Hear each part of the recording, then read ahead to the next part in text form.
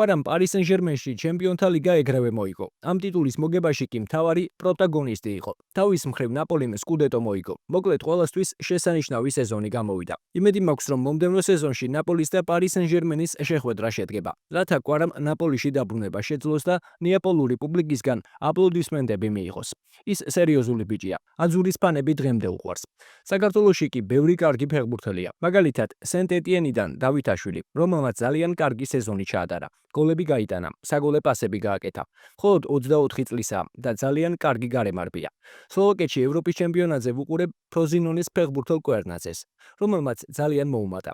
თუ ახალგაზრდა ფეხბურთელი უნდა დავასახელო, ვიტყოდი ანდრია ბარათაშვილს, რომელიც 2009 წელსაა დაბადებული, მაგრამ ისეთი ნიჭიერია, რომ მისთვის თვალყურისდევნება უკვე ბევრ გუნდს შეუძლია. მასზე ბევრს ილაპარაკებენ. სრული ვიდეო ნახე Newsmakers's YouTube არხზე. თუ მოგეწონა ეს ვიდეო, დაალაიქე და გამოიწერე იარხი, რომ არ გამოგჩეს შემდგომი საინტერესო სიახლეები.